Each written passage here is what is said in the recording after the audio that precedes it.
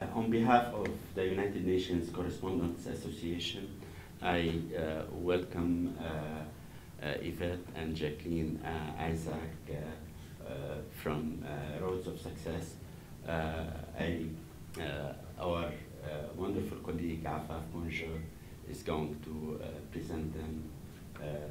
They're gonna talk. I know we've heard some sobering accounts about what happened in Iraq and in the Middle East in the past few months, and I guess our guests are going to tell us what kind of work they're doing to help the people affected by the criminal acts by ISIS.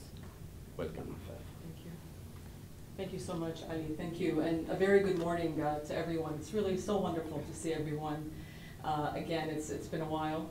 I really want to thank Anka, Jean-Paul, yourself, Ali, Melanie, everyone now for coordinating this and for giving us this platform to be able to speak about something so important. For those of you who do not know me, my name is Afaf Bonjour, as Ali has introduced me so kindly, and I really have the personal, really pleasure and privilege of introducing two very special women and human beings, if you will, a mother-daughter dynamic duo. And I say that because they're doing work that's truly from the heart. They have dedicated their lives to great causes. Dr. Yvette Ishaq Isaac is a renowned television personality known throughout the Middle East and the US with Middle East communities.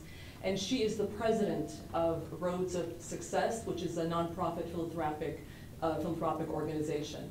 Her daughter, sitting next to me, Jacqueline Isaac, is a practicing attorney at law, and she is the vice president of Roads of Success, and they are here really to share their story, to tell us about their journey into Iraq and beyond.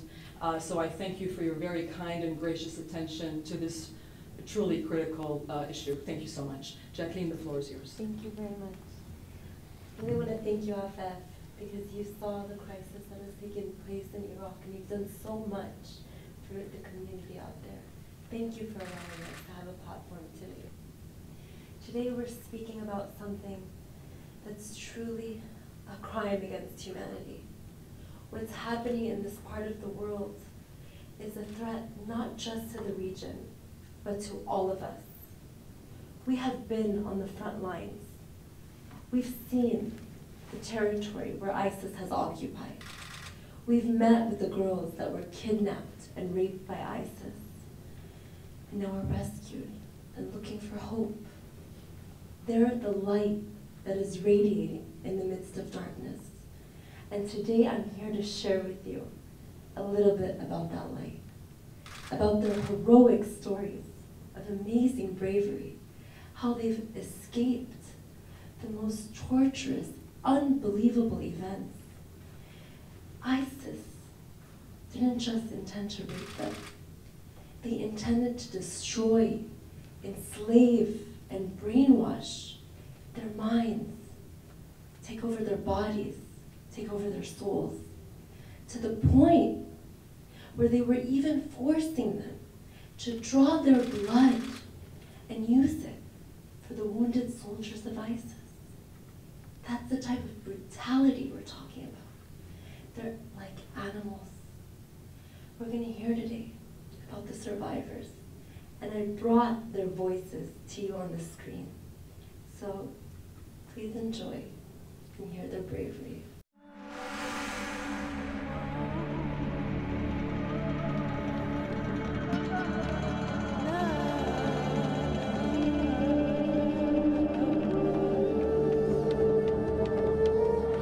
مين عايز يغير الدنيا؟ مين عايز يغير التاريخ؟ مين فيكم جاهز يغير التاريخ لشعبكم؟ مين جاهز؟ حطوا ايدكم فوق لو جاهزين. مين جاهز؟ أنا جاهزة لأن الحياة تتدمر. ما أقدر كل أحد. وأنتِ جاهزة تساعدي إخواتك؟ جاهزة. بالموت وبالعيش. وإحنا بنموت وبنعيش. جاهزين نساعدك. وكلنا واقفين جنبك.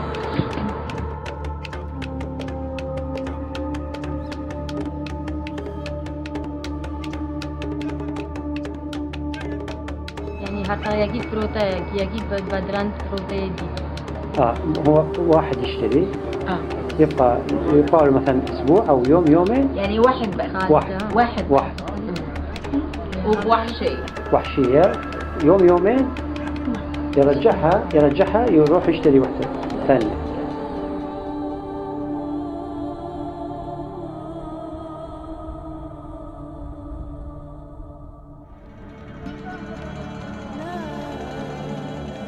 أخواتها الاثنين هم هسه بسوريا، وخابروهم وقالوا له إذا تجيبون فلوس راح يرجعونا، وإذا ما تجيبون ما نقدر نجي. وهم خطية ما عندهم. تأخروا يعني في الوقت. ما عندهم فلوس يعني. So her two sisters are still in the hands of ISIS now.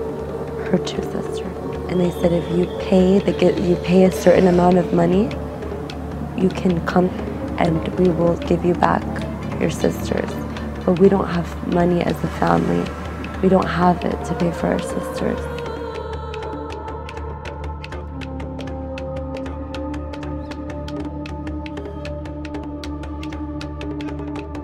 She plays the organ and she plays the violin, and both have the same dream that they want to help the people. يعني هن حابين يعني يسوي شيء حتى من غير العرب يفهموا شو صار باليزيدية. She said she wants to bring awareness of what has happened. She wants the world to know what is happening to the Yazidi people. That's what they all want.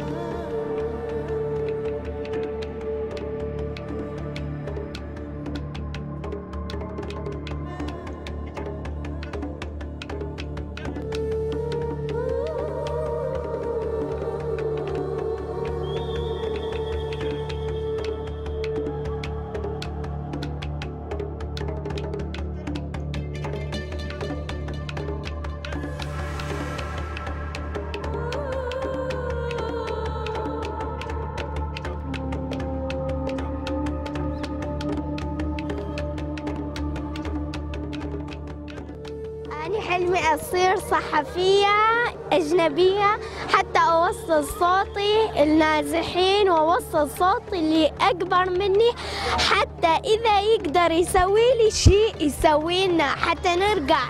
هي أزمة وتنقضي حتى نرجع ونخلص من هاي الأزمة وتروح إن شاء الله. We promise to be their voices. We promise them that today you would hear their cries. Their cries that you rescue their sisters in captivity. We can do it. We met a 29-year-old Yazidi woman who has dedicated her life to rescuing girls. She's already rescued over 10 girls. There are Christians, Yazidis, Turkmen, Shabak, Shias, so many that are suffering today. Why? Why? Because ISIS has an intent to get rid of them all. ISIS is saying they don't belong, but we are saying we're not going anywhere. We will stand, and we will stand strong. And as the world, we should help all to remain in their homes. We should protect those that are fleeing ISIS, like member states such as Egypt that have taken on this goal and helped the Christian Ethiopians that were in Libya escape. We're talking about member states taking a stand, saying no more. We are saying no to terror, not just in the region, but in the whole world. Because if we don't stand to help them on their front lines, it will come to our front lines. No country is immune from this type of terror and ideology. But these girls, they are telling us that there is a victory story. There is a story of success. They were in the hands of the terrorists that the world is so afraid of, but yet they came out, and they came out with hope and light. And they will be the leaders of tomorrow if we help them. So we're asking you, we're asking the international community, help rescue our girls that are still in the hands of ISIS today. We can do it as an international community. I mean, the United Nations was created for a crisis just like this. It's our time to stand. And today, it's our time to share their stories. One of the girls I met in the empowerment program that we set up, we wanted to make sure that we taught them how to dream again. So we took a group of girls and we had an empowerment workshop. And we told them, close your eyes. I would like every one of you to dream. What is it that you want to be? What can you do for your future? And every single girl responded the same way. Every girl said, all I want to do for the rest of my life is save my sisters. That's all I want to do. One of the girls said, do you want to know exactly what I'm saving my sisters from? Let me tell you what happened to me. At 1 in the morning, I was sleeping in my home in Sinjar town, and I heard a noise. And out of nowhere, foreign fighters came in. They broke the door down. They took my family. They took my father, my uncle, and my brother, put them on the ground, and shot them in front of me. They killed them. My father, my brother dead, in front of my eyes. And if that wasn't enough, they took me in a van with other girls, and I was sent to Mosul with hundreds of other girls. Hundreds of other girls. And I was told that I have to be Muslim. And we refused. We refused. My friends and I refused to be Muslim because we are not Muslim. We were born and raised Yazidi. And when we refused, there was a punishment. We all were beaten. We all were tortured. Then we were taken in different rooms and we were categorized based on how beautiful they thought we were, based on our ages, based on whether or not we were virgins, and then we were sent off, depending on the category we were in. She goes to this other broken down building, waiting for her fate. Her fate was that a foreign fighter was picking up this 15-year-old girl, took her in the middle of the night, raped her, tortured her, abused her. And in her mind, she thought to herself, well, at least I didn't deny my faith. But you know what he told her after he was done with her? He said, now you're a Muslim, voluntarily or involuntarily. The moment that I raped you, you became a part of our religion. Imagine what she felt like at that moment. And if that wasn't enough, when he was sick of her, 24 hours later, he sent her back to that same broken down building to start the trade all over again. So another fighter can find her, pick her up, and do the same thing over and over and over. 10 times she was exchanged in the trade. She was able to escape, but when she escaped, she came to the Kurdistan regional area in Tahuk and met the others that went through the same thing she went through. And a couple days while she was there, a couple days later, she heard screams and cries because one of the girls that had been kidnapped and raped by ISIS, that was finally rescued, that finally thought there was light, found out she was pregnant by an ISIS foreign soldier. Pregnant.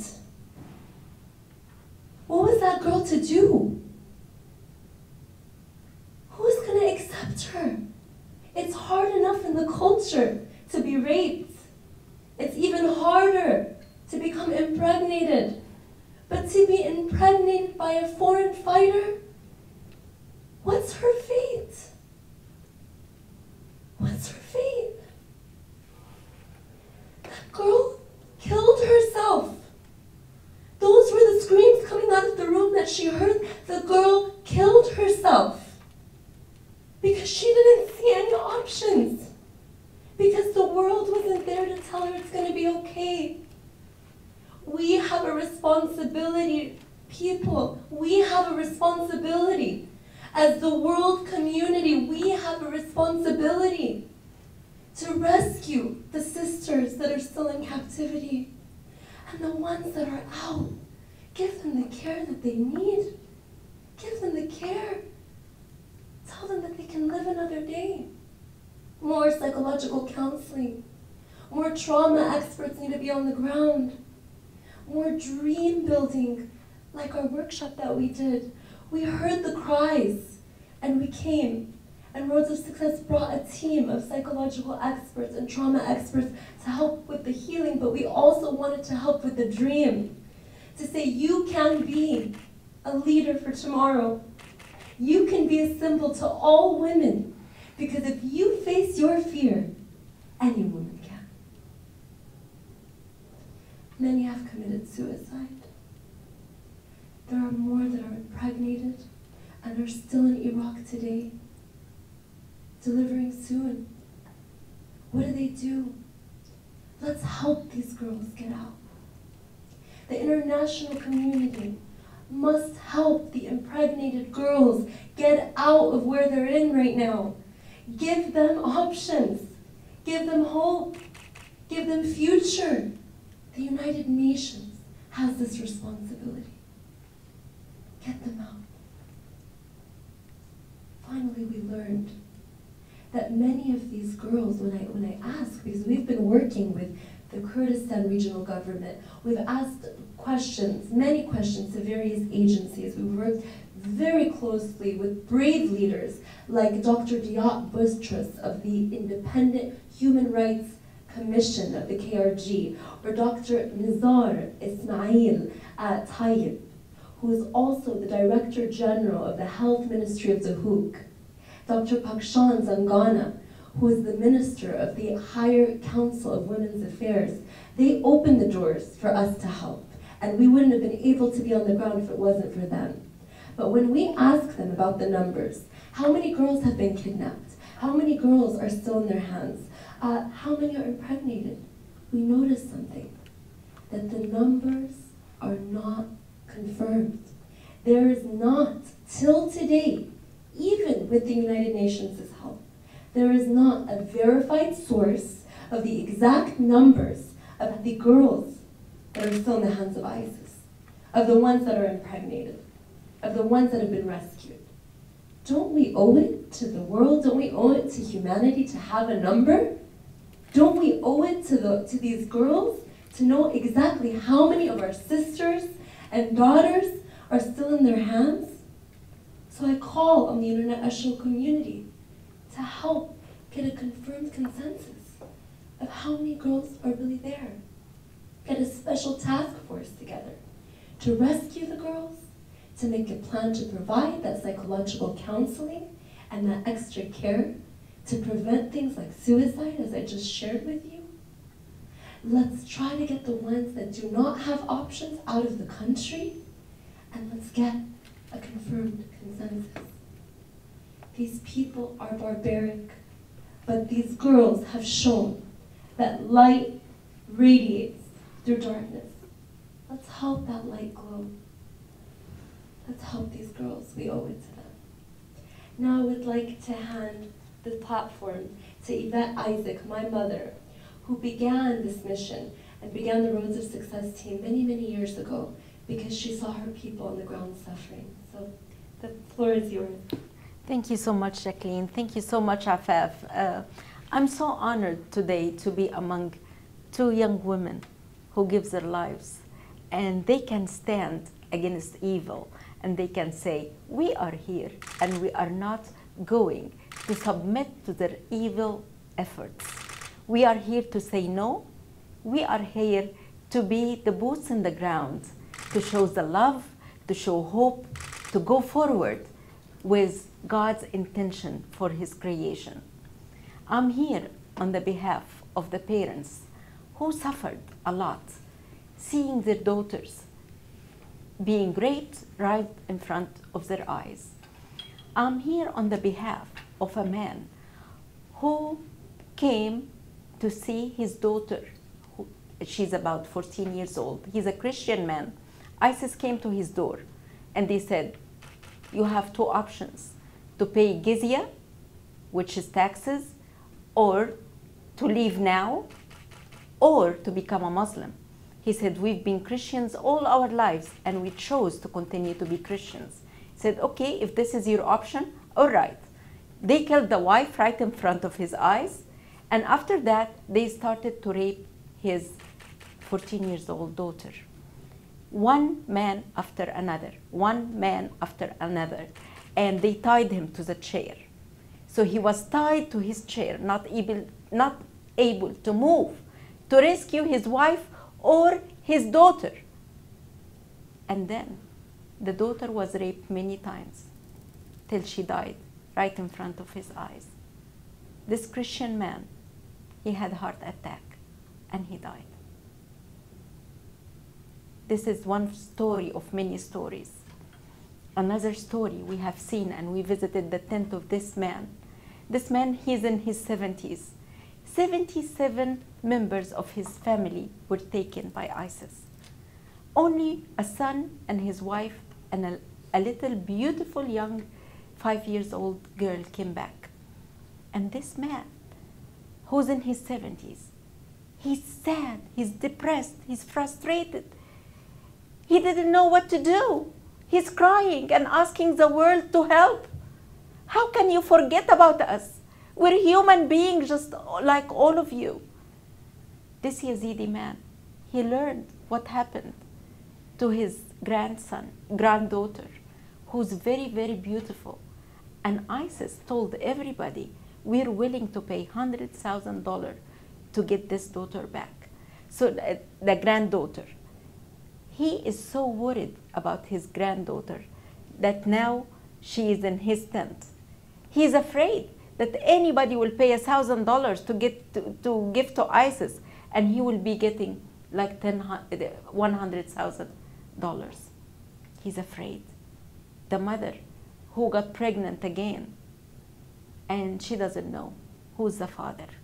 And this happened right in front of her husband and right in front of her daughter. So she was raped by ISIS in front of her husband and in front of her daughter. Many of the young women who were captured by ISIS carrying their children, they were raped right in front of the children. And the mother was crying, and the child heard the mother crying, and the kids started to cry. And those animals, they continued to do what they were doing, regardless of the cry of the children and the cry of the mothers. What are we going to do? We have a lot to do. Like Jackie mentioned, Nareen, she's 29 years old. She rescued few of her Yazidi girls' friends. And BBC made a documentary about her. I really recommend that you will go and see. We are a small organization, but when we heard the cry, we stepped in. People said, you're crazy. How can you go? We are trying to get people here from Iraq, and you're going with your young, beautiful daughter? What are you doing? I said, it's her choice to go. She chose to go. We chose to take an action to help those young girls and young women. We chose to send containers. This is the second container we're sending to Iraq since December. We took our friends who are doctors, and one of them, he's attending with us today. Dr. Ramiz went with us to Iraq to do what he was supposed to do. small people, small organization, doctor. He chose to take a step. If we talk about governments, if we talk about nations, that they took a step, look at the Egyptian president. What did he do? Egypt is suffering from terrorists themselves, and they were fighting their own fight. But when he saw what happened to his Christian members of his country, who he considered like sons, the Christians are part of the Egyptian society, he took a revenge before he went to the Pope to give him his condolence. Not only that, he stepped out of his Egyptian people to help the Ethiopian people who've been captured by ISIS. So not only for his people, but for humanity. Look at King Abdullah, the king of Jordan. What did he do? He stood against the world to say, if you touch one of my people, you will see what I can do, because my people have value and I value them. This is just a small country. We're not a rich country. Egypt is not a rich country. Jordan is suffering also from all the people that they are coming to their land to feed and to take care of. But they took a stand. And here we are at the United Nations. The United Nation representing the world. And now it's a cry for the whole world.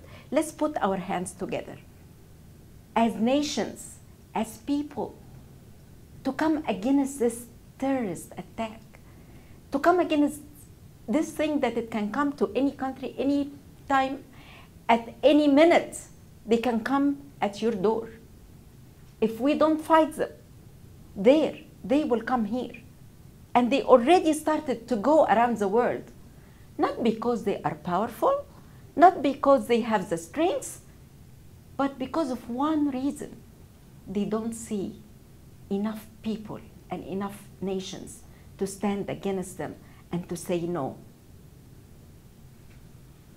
History will talk about this, and we will even say the United Nations and the nations of the world, and the world stood against evil, or we allowed evil to take over.